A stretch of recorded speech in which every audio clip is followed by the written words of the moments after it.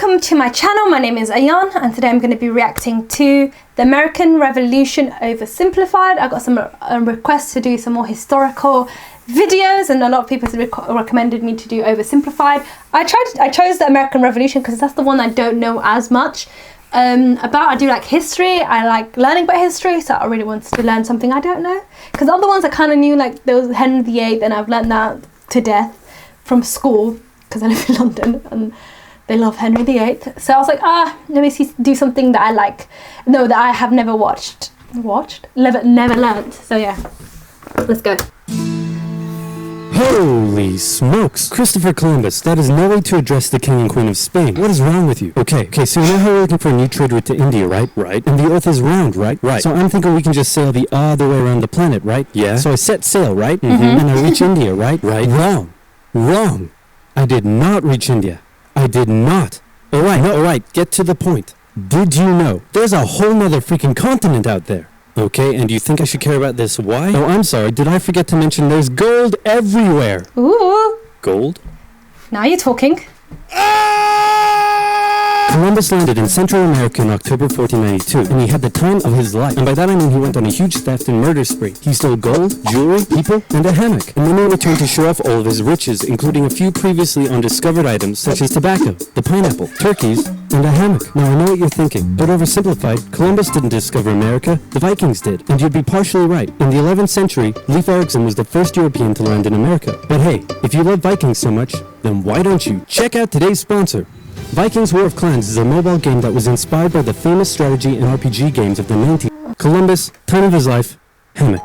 And suddenly the race was on to explore and conquer the New World. After a couple centuries of warring with the natives and each other, the European powers had claimed quite a lot of land, including this area, which both the English and the French claimed as theirs. One day the French said, I'm gonna build some forts along here. And the English were like, could you not? And the French said, sorry, but no, I could not. And they went ahead and built their forts, which pissed off the English, so they sent an up-and-coming British lieutenant colonel by the name of George Washington with a combined force of British troops and Native Americans. After a short battle, the French commander said, alright, we surrender. Okay boys, pack it up. They surrendered. Is that George Washington? Oh, sorry, was I not meant to split his head open with a tomahawk? Don't worry, it's not like this will start a 7-year-long major global conflict. And what happened next was a 7-year-long major global conflict, which Great Britain won. At the peace negotiations, Spain gave up Florida, while France gave up all of its territories in North America. But Britain's victory came at a cost, a £60 million cost. They were now broke, in a lot of debt, and had to come up with some way to repay it. So they went to the colonies and said, okay, listen up. So a huge part of the war was spent protecting you from the French, and now we have no money because of it. So I'm not sure what you're saying here. Okay, so we spent a lot of money protecting you from the French, right? Right, and now we're broke. Okay. That certainly is a pickle. Listen to me. We spent all of our money protecting you, and now we need money. Can you please pay us back some money? No. Okay, we're just gonna go ahead and tax you. In 1764, Britain introduced the Sugar Act, forcing the colonists to import sugar and molasses exclusively from the British and to pay duties on them. Then a year later, they introduced the extremely controversial Stamp Act, and it worked a little something like this. Hello, shopkeep. Hello, Mr. Bungleberry. Here's the deed for your new shack. Stamp. That'll be 3 pence, please. Wait, what was that? It's the new tax. I get a stamp on any paper or documentation I make, and you have to pay for it. Would you like to see this pamphlet that explains everything? Yes, please. Okay. Stamp. 2 pence, please. What? This is awful. You know what? Just give me a deck of cards so I can go gamble my pain away. Okay. No. Don't stamp it. No. Don't do it. No. Stamp.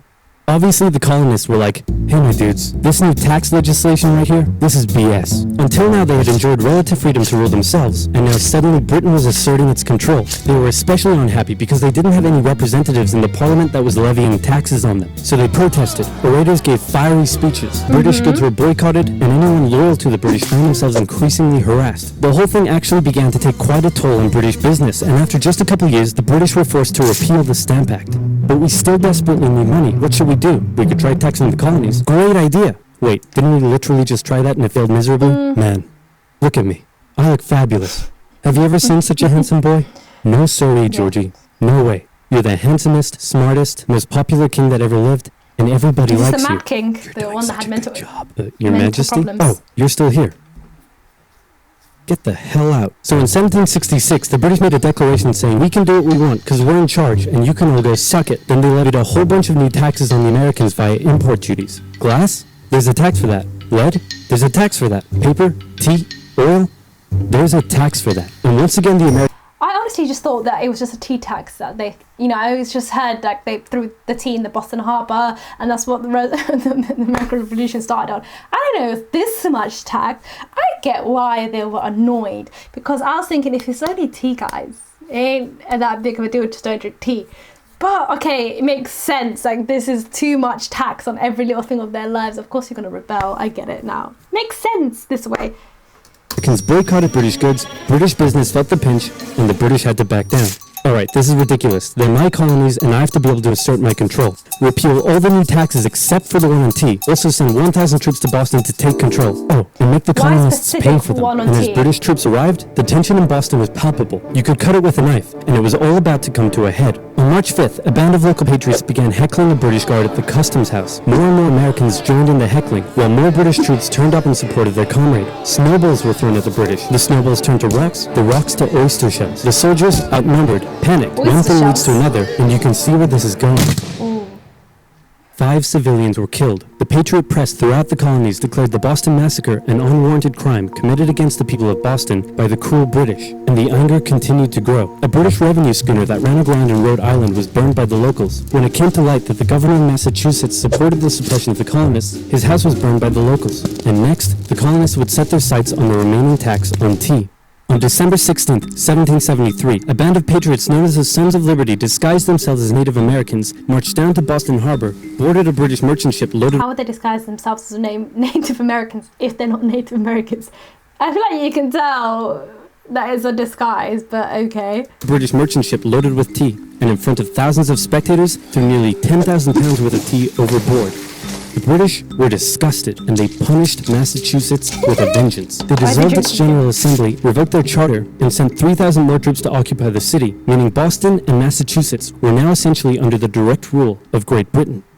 And oh boy, were the people pissed. The other colonies saw what was happening and worried they might be next. So they called a brain trust to decide what to do. 56 delegates from 12 colonies gathered and met in Philadelphia at the First Continental Congress, and the roll call read like a who's who of America's finest thinkers. I'm talking lawyers extraordinaire Johnny A. and Johnny J., experienced military commander George Washington, businessman and future alcoholic beverage Samuel Adams, fiery orator Patty H., guy who married a rich lady, Big J. Dickinson. And while they weren't present at the first Congress, soon names like James Madison, Benjamin Franklin, Thomas Jefferson, and much later Alexander Hamilton would all serve time in the Continental Congress. The question now, though, was what to do about the British. After much bitter debate and disagreement, they eventually agreed on an amazing solution. They would simply ask the British to stop. Can you stop?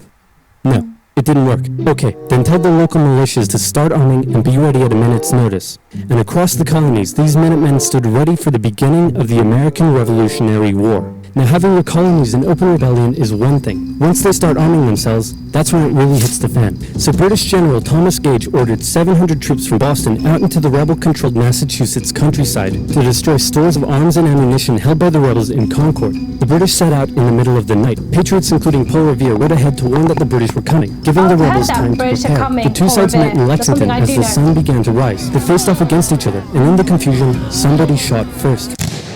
The shot heard around the world marked the beginning of the American War of Independence. The rebels were outnumbered and had to fall back to Concord as the British split up to search for rebel supplies. However, more and more Patriot rebels kept showing up, and this time it was the British who were outnumbered as more fighting kicked off in Concord. The most professional army in the world was forced to flee back to Boston at the hands of local, poorly trained militiamen, and all along the British route back to Boston, Patriot rebels continued to gather and open fire on the retreating British. When the British reached Boston, the rebel militias surrounded them. Boston and the British were now under siege as small land and naval skirmishes continued around the city. And the British would suffer another embarrassing blow, this time in upstate New York. Colonel Benedict Arnold concocted a plan to take the British stronghold Fort Ticonderoga, which held a large amount of guns and ammunition. He set off towards the fort alone, hoping to recruit men along the way, when he came across the Green Mountain Boys, led by Ethan Allen, who, as it turned out, had the exact same plan he did. So they decided to work together. But I'm in charge. No, I'm in charge. No, I'm in charge. No, I'm in charge. No, I'm in charge. No, I'm in charge. No, I'm in charge. Okay. This went on for some time, until the Green Mountain Boys threatened to go home, and Arnold had to concede. The group raided the fort at night while the Redcoats were asleep, and they caught them completely by surprise, taking the fort and all of its munitions with almost no resistance. Wow, great job, Ethan. Very impressive. By the way, what happened to that other guy we sent to take the fort? Who? Benedict Arnold. Never heard of him. Ouch. I always thought the American Revolution started for very petty reasons. It's because in England we never get taught the American Revolution, how it happened. So it actually is a very valid reason. Like, the English were very rude. They were taking the absolute piss. Okay, like, I get it. I know why now they're rebelled. Makes so much sense.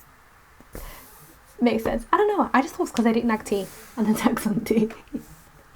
What the Nobody knew what was going on. The colonies were in open rebellion, and for now, they even seemed to be winning. So King George fired General Gage, replaced him with General William Howe, and ordered the rebellion to be put down immediately. Okay, the British are definitely going to retaliate for all of this, so we should probably put together a proper army. First, we need to pick a commander-in-chief, and I think we can all agree that that job should go to the man, the myth, the legend, George Washington. My friends, I am humbled and honored that you would consider me for such an important role. I did not expect for this. Alright, you've been showing up in a military uniform every day for the last 10 months. We all know you wanted this, so cut the crap, George.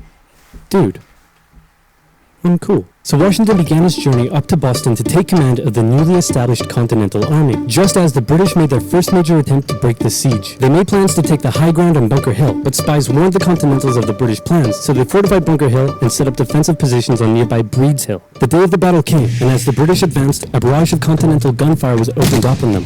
Twice they tried to climb the hill, twice they were pushed back. The battle lasted 3 hours until the Continentals finally ran out of ammunition and had to retreat, allowing the British to take the hill. While technically a British victory, they suffered nearly 1,000 casualties to the Continentals' 400. The colonists showed the British that this wasn't just a rebellion, it was war, and they were ready for it. But one thing they weren't sure about was why they were fighting. While some radicals were starting to throw around the I word, most hoped to eventually repair their relationship with Great Britain. So they sent a letter to King George saying, "Hey man, looks like things aren't going your way. Remove the taxes and let's be friends. I'm gonna kick your ass."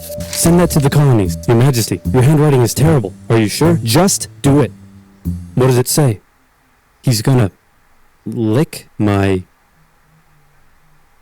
Gross.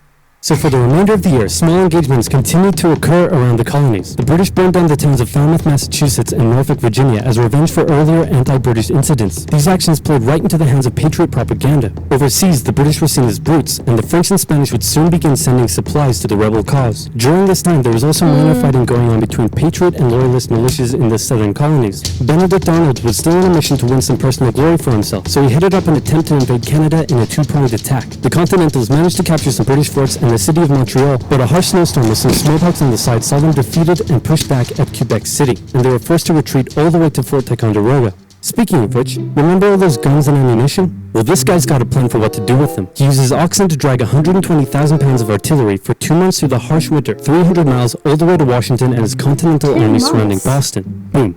Washington's got himself some big guns, which is fortunate because up until now his army had been suffering through the cold winter, not knowing when the siege would end. Now, they could make a move. Washington wanted to launch a full assault on the city, but his junior officers felt the British were too fortified, and to his credit, Washington was great at hearing and taking on board the ideas of others. Instead, the Continentals worked through the night, setting the guns up in Dorchester Heights, overlooking the city, and when dawn broke and the British saw the guns, they knew they were toast. Their positions were completely exposed. It was checkmate. They had no choice but to abandon the city. 120 ships carried 9,000 redcoats and 2,000 loyalists away to an unknown fate, and Washington had his first victory of the war. Washington then moved his army to New York, knowing that when the British returned, they would probably land there. In the meantime, a friendly-looking old man by the name of Thomas Paine had written and published a pamphlet called Common Sense, in which he advocated for total independence from Great Britain. It spread across the colonies like wildfire, and to this day remains the best-selling title in America. It was read aloud in taverns and meeting halls, and brought the idea of independence into the mainstream. Congress began to seriously consider the idea. Thomas Jefferson was selected to write up an official Declaration of Independence, and he went hard, writing that all men are created equal, with certain inalienable rights, including life, liberty, and the pursuit of happiness. Of course, Jefferson had over 100 slaves, but we don't have to talk about that. It's gonna be... What is so crazy to me is when, apparently, this is what I heard, while all this is happening, all these people are like really young, they're in their 20s, I think the oldest person's like 30s, when people depict like George Washington and Thomas Jefferson or whatever, really old, because that's like the paintings they have, but apparently they were really young and doing all these like fantastical things at that age. course, Jefferson had over 100 slaves, but we don't have to Yeah, talk about the that. whole On the slavery 2nd of bit. July, Congress voted unanimously in favor of But they didn't think they independence, were and John men. Adams declared that the 2nd of July would go down as the most remembered day in 2nd of American July. history. Then a couple days later, independence actually came into effect. The United States of America was born. There was no turning back now. The Americans tore down a statue of King George in New York and melted him down into 42,000 musket balls. To the British, it was treason, and if the king had his way, Washington and all of Congress would be hung. Speaking of the British, guess who's back? The king sent an intimidating force of 130 warships and 25,000 men to New York. Washington knew that taking on the most powerful military in the world wouldn't be easy. The British set up camp on Staten Island as the Americans dug into defensive positions around Brooklyn Heights, waiting for an attack to come. But the British just waited, wearing down their opponent's nerve while building their own strength. At one point, they launched a big scary artillery barrage and then said, you know, if I was you right now, I'd probably sue for peace. But Washington told them to shove it. The Americans kept holding out for what was coming, and when they finally hit, they hit hard. 15,000 British troops approached the American position, and the two sides fired on each other in massive rows. But what the Americans didn't realize was they were only fighting a decoy. The main British force was going around to flank the Americans from behind, and when they arrived, they inflicted heavy casualties. The Americans panicked and retreated back to Brooklyn Heights, where they then found themselves trapped between the British army and the river. It looked as though the war was already lost, but luckily, instead of attacking, the British decided to dig in for a siege, and then a thick fog set in, allowing Washington's army to escape across the river unimpeded. The British continued to chase and engage the Americans at Manhattan, and the Americans suffered defeat after defeat after defeat. It was a disaster. Washington's leadership was called into question, as thousands of American POWs were left to rot as traitors. Washington's army fled through New Jersey all the way down to Pennsylvania. Rarely had an army been so badly beaten, yet survived to fight another day. Oh, okay. That's really interesting. I like learning about history that I haven't really ever learned about. An American Revolution or history I've never ever learned about. I hear about American Revolution through like movies or like American shows, and it's very much from American point of view, like because we never ever learn it in England, never ever learn it. So if you guys want me to watch part 2, just let me know, I'll watch it. If you like this video, please give it a thumbs up, comment down below, and subscribe to my channel if you're not. And that's it for me. Goodbye.